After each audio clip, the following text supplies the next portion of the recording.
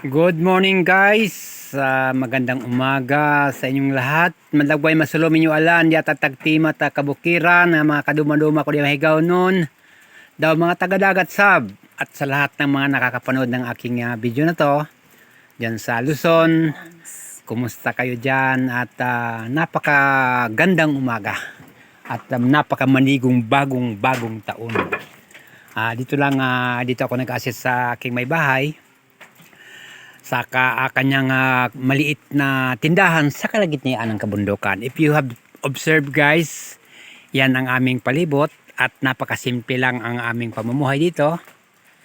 Ang aming kalagayan, ngunit napakasaya kami at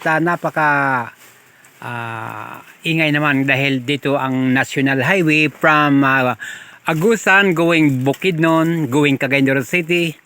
So nadadaanan kami lahat ng mga passers dito. So guys, ito ang aming paninda. Mga ukay-ukay ito. At ito ay galing din sa Manila. Nanggaling na ito sa isang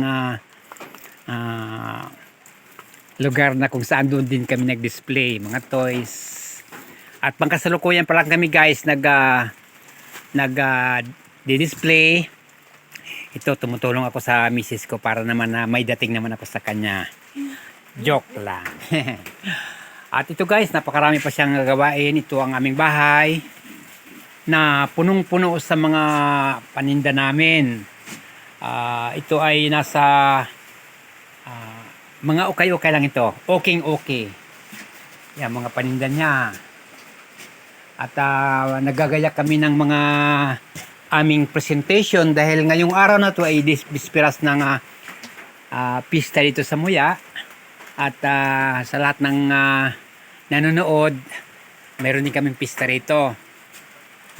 Almost 7 years na kami rito naninirahan at mayroon din kami rito kabuhayan. Binigyan ako rito ng lupang mahigit sa hektarya na walang halong biro, bigay lang sa akin. Pakikisama lang ang kailangan natin guys.